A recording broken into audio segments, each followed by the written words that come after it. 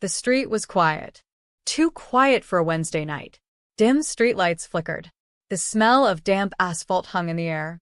A man, mid-40s, walked briskly. His trench coat flapped in the wind. His face? Ordinary. Forgettable. That was his weapon. Inside the diner, a clock ticked loudly. The hum of a neon sign buzzed overhead. Red vinyl seats squeaked under him. He ordered coffee. Black. No sugar. The waitress smiled, but her eyes lingered. She knew his face from somewhere. He felt her stare. His pulse quickened. He tipped his hat lower, obscuring his face. Outside, an unmarked car idled. Its windows dark. Silent. Waiting. He didn't glance their way. He never slipped. Years of practice had taught him that. The coffee burned his tongue. But he didn't flinch. Not here. Not now. His briefcase rested by his side. It wasn't just a briefcase. It held secrets. Enough to bury a dozen men. The waitress returned with the check. He reached for his wallet, then froze.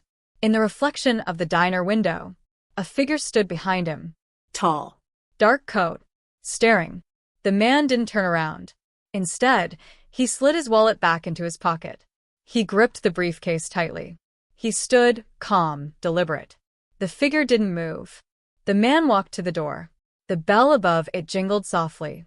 Cold air hit his face. His breath puffed out in small clouds. The street was empty again.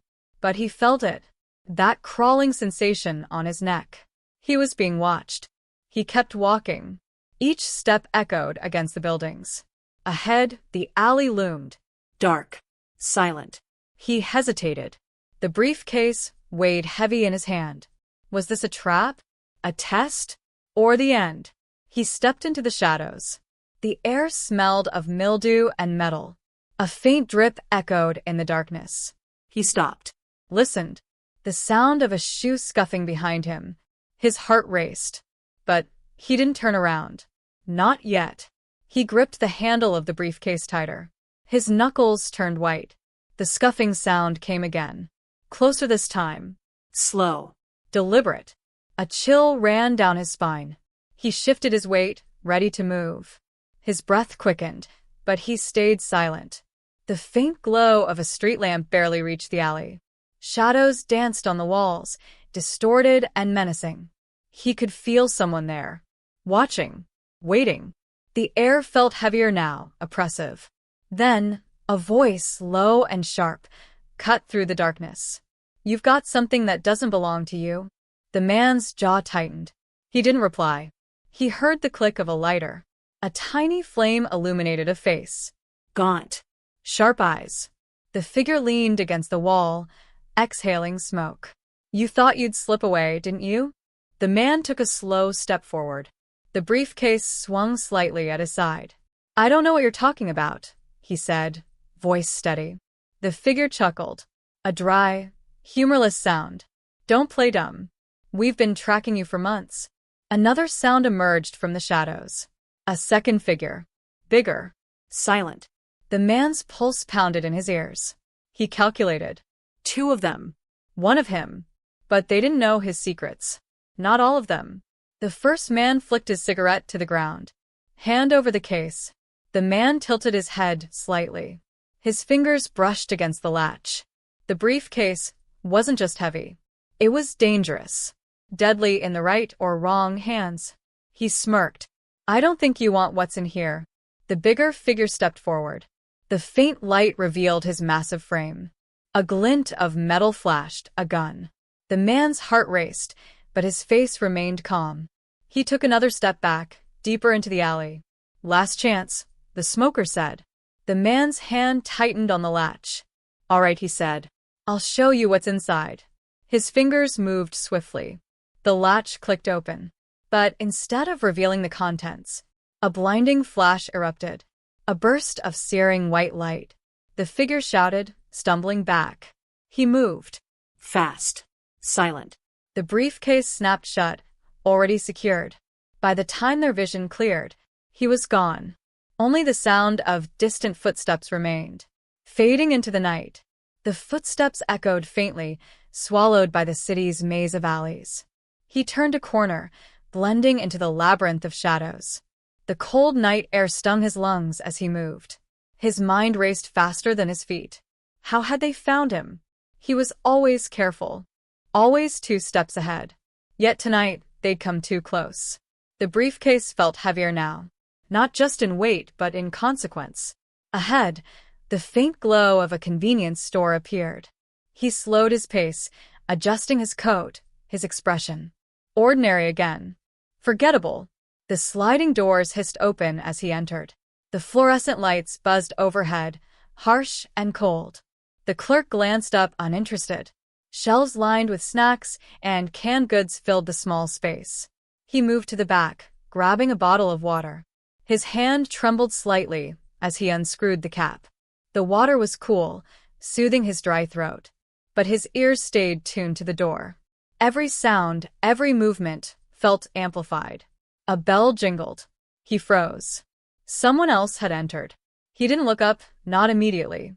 Instead, he moved to the counter, calm but deliberate. The clerk scanned the water, chewing gum lazily. $1.50, the clerk mumbled. The man reached into his pocket, pulling out cash. His peripheral vision caught the new arrival. A woman. Short. Red scarf. She browsed the magazines near the entrance. He paid and turned to leave, his grip on the briefcase firm. The woman's eyes met his as he passed. She smiled, polite but fleeting. He nodded, indifferent.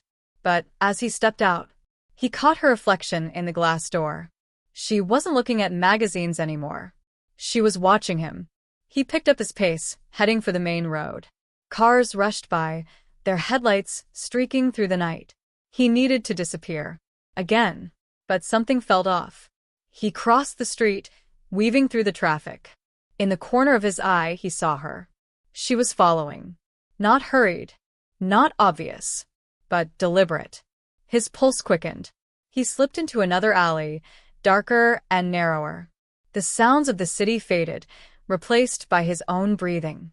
Then he stopped. Listened. Soft footsteps echoed behind him. The chase wasn't over. And he was running out of places to hide. He pressed his back against the cold brick wall, hidden in the shadows. The footsteps grew louder. Steady. Unyielding. Who was she? Another pawn? Or someone more dangerous? He reached into his coat pocket. His fingers brushed cold steel. A small, compact pistol. His last resort. The woman appeared at the mouth of the alley.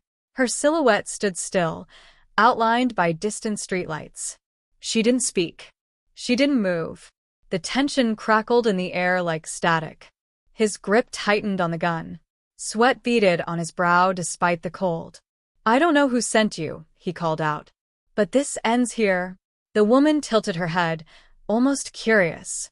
Her red scarf fluttered lightly in the breeze. Still, she said nothing. His mind raced. Was she armed? Was someone else lying in wait? He couldn't afford to hesitate. He stepped out of the shadows, gun raised. The dim light revealed her face. Calm. Unafraid. Drop it, he ordered. She didn't flinch. Instead, she raised her hands slowly. I'm not here to hurt you, she said, her voice steady. Her tone was measured, deliberate. But there was something else beneath it. A quiet authority. Then why follow me? He demanded. You think I don't know what's in that briefcase? She asked. Her eyes locked on his. Cold. Calculating. He didn't respond. That's what I thought, she continued. You're playing a dangerous game. He smirked, though his heart pounded. And you think you can stop me? She took a step forward. Slow. Purposeful. I don't have to stop you, she said. I just have to make sure you don't leave this city alive. Her words sent a chill down his spine. A low rumble echoed in the distance. He glanced toward the sound. Too late. 2 dark SUVs turned into the alley. Their headlights flooded the narrow space. Doors slammed. Men in suits stepped out, guns drawn. The woman lowered her hands. You thought you fooled everyone, she said, her voice colder now. Even the FBI. The realization hit him, like a punch to the gut. This wasn't a random tale. This was the end of the line. Drop the gun, one of the agents barked. Red and blue lights flashed in the distance, closing in. The alley felt smaller, the walls pressing in. He was trapped. But he wasn't done yet. Not by a long shot. In one swift motion, he tossed the briefcase into the air. The agent's eyes followed it instinctively. And that's when he ran. Straight into the chaos. He darted toward the far end of the alley. His legs burned, but adrenaline drove him forward. Shouts erupted behind him. "Stop! Don't move!" Gunfire cracked through the air. Bullets ricocheted off metal dumpsters and brick walls. Sparks lit up the dark like fireflies. He didn't stop. The alley split into two paths. Left or right. He chose left, plunging deeper into the labyrinth. The sound of heavy boots thundered behind him. Closer now. The briefcase was gone. But they weren't after just the briefcase. They wanted him. Alive or dead. His chest heaved as he pushed himself harder. Trash littered the ground, tripping his steps. He stumbled, catching himself on a grimy wall. The smell of rotting garbage filled his nose. His stomach churned, but he kept moving. Ahead, a chain-link fence loomed. Too high to climb easily. Too low to stop him. He grabbed the cold metal, hoisting himself up. The wire bit into his palms, tearing skin. Pain shot through his hands. Behind him, the agents yelled. More gunfire. A bullet whizzed past his ear. His heart nearly stopped. But he made it over, dropping hard on the other side. His ankle twisted on impact.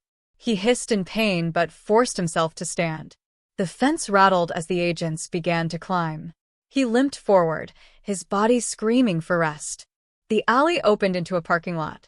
Rows of cars sat silent under dim floodlights. Empty. Abandoned. Perfect.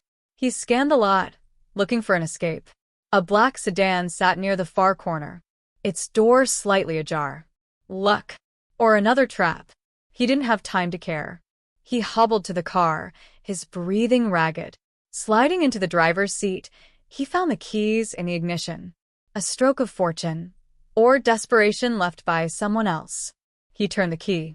The engine roared to life, cutting through the silence. Headlights flared, illuminating the agents pouring into the lot. They raised their weapons. Freeze. But he slammed the gas pedal. The tires screeched, leaving black marks on the asphalt. The car shot forward, barreling toward the exit. Gunfire erupted again, shattering the rear window. Glass sprayed across the back seat. He ducked instinctively, gripping the wheel tight. The night blurred around him as he sped through the city streets. Every turn felt like it might be his last. But he wasn't done running. Not yet. The city unfolded before him, a maze of neon lights and darkened streets. His hands gripped the wheel, bloodied and trembling. The engine roared as he pushed the car to its limits. Behind him, sirens screamed, cutting through the cold night air. Flashing red and blue lights painted the buildings in chaotic hues. They were closing in. He swerved onto a side street, tires screeching against the asphalt. The car fishtailed, barely missing a lamppost. His pulse pounded in his ears. He couldn't go much further. Not like this. The windshield was streaked with cracks from the gunfire. The shattered glass refracted the city lights into jagged prisms. His reflection stared back at him in the rearview mirror. Sweat dripping. Eyes wild. He caught a glimpse of the SUVs behind him, relentless in their pursuit. Another turn. Narrower streets now. The towering buildings seemed to lean in, suffocating. A dead end loomed ahead. His breath caught. No way out. He slammed the brakes, the car skidding to a violent halt. Dust and debris clouded the air around him. He threw the door open and stumbled out. Pain shot up his twisted ankle, but he didn't stop. He couldn't. He limped toward a metal door at the side of a warehouse. It was rusted, barely hanging on its hinges. With a desperate shove, it gave way. He slipped inside, swallowed by darkness. The air was damp and stale, carrying the faint scent of oil and decay. The space was cavernous, filled with towering shelves of forgotten machinery. His footsteps echoed, uneven and frantic. Somewhere outside, the screech of tires pierced the night. Doors slammed. Voices barked orders. They were here. He ducked behind a stack of crates, his breath shallow and rapid.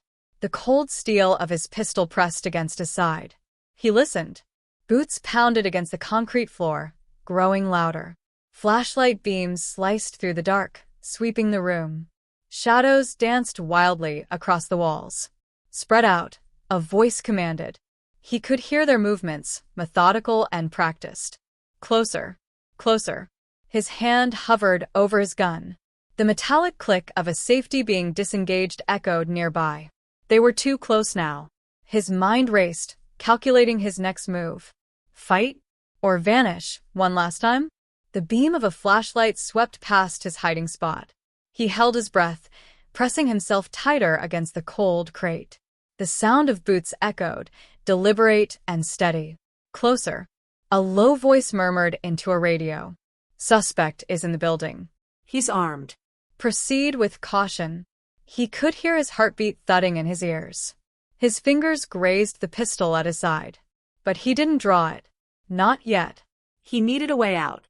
His eyes darted around the dimly lit warehouse.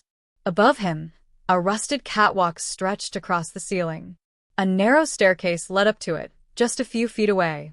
It was a risk, but risks were all he had left. He moved. Slow. Silent. His boots barely made a sound against the concrete. The agents were spread out now, their flashlights cutting jagged paths through the dark. One beam landed inches from his feet. He froze. The agent turned, scanning the room, but didn't see him. He exhaled silently and continued. The staircase groaned under his weight as he ascended. Every step felt like it would give him away. He reached the catwalk, the metal icy beneath his hands. From this vantage point, he could see them all below. 5 agents, moving in coordinated patterns. Their radios crackled with updates. Negative. No visual on the target. He spotted an emergency exit at the far end of the warehouse. It was barely visible in the dim light. His escape. But he had to draw them away first. He reached into his pocket, pulling out a lighter. Flick. The small flame illuminated his face for a brief moment. Then he tossed it into a pile of oil-soaked rags below.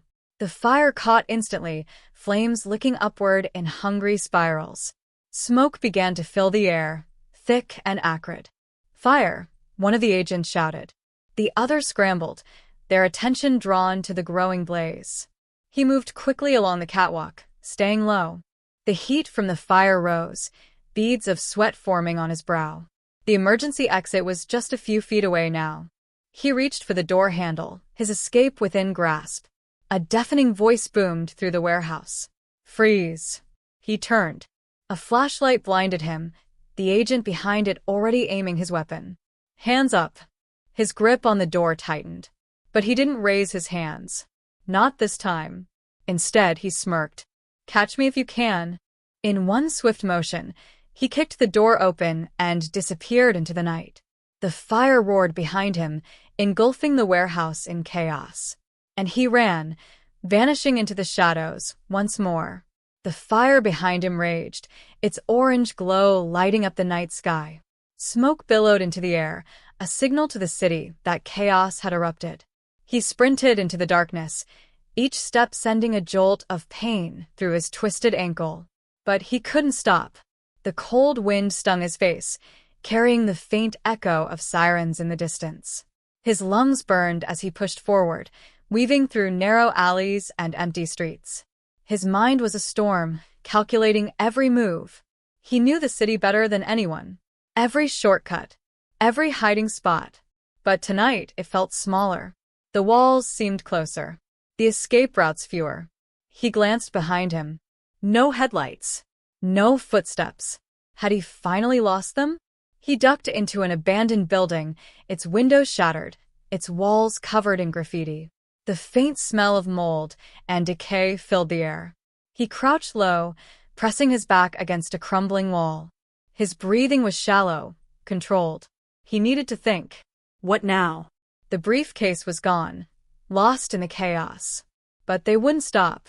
Not until they had him. He pulled the pistol from his coat, inspecting it. The weight was comforting, even if it wasn't enough. A creak echoed from above. He froze. His eyes darted upward, scanning the shadows. The building was supposed to be empty.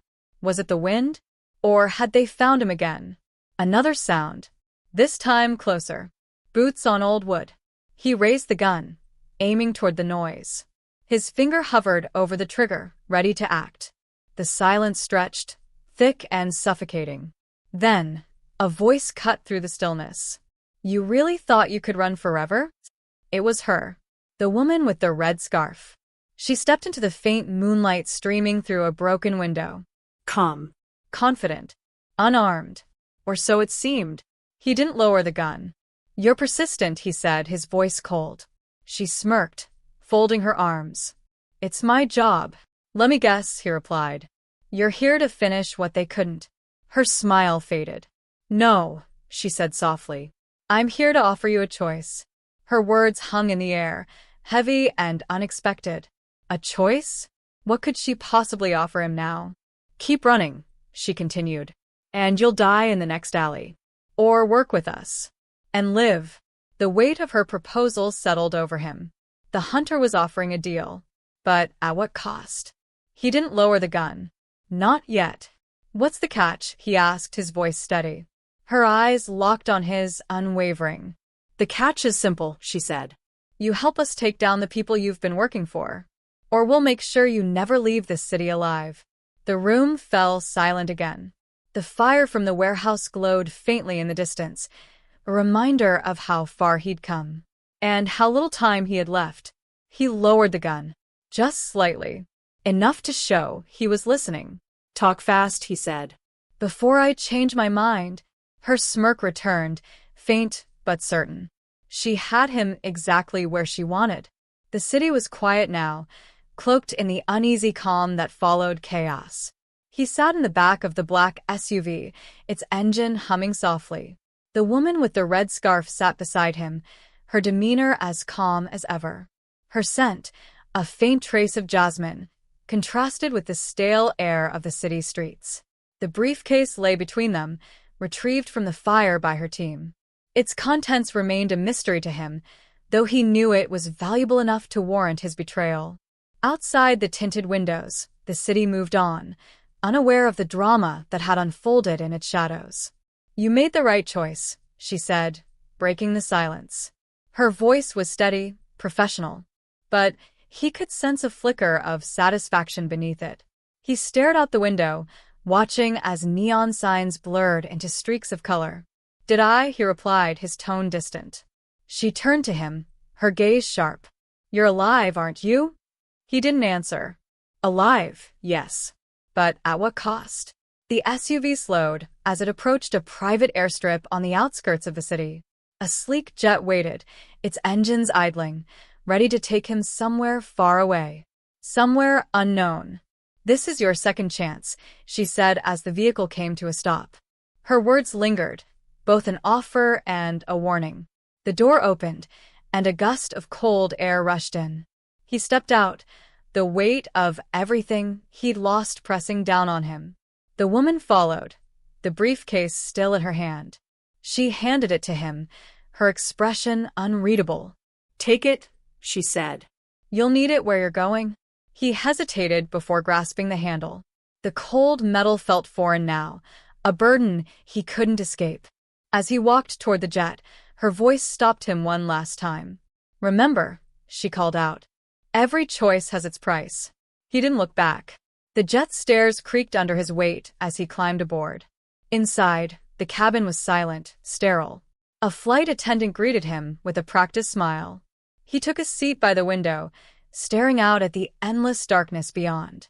The engines roared to life, and the jet began its ascent. As the city lights faded below, he thought about her words. Every choice has its price. And his? It had bought him freedom. For now. But somewhere in the back of his mind, he knew freedom could be the most dangerous trap of all.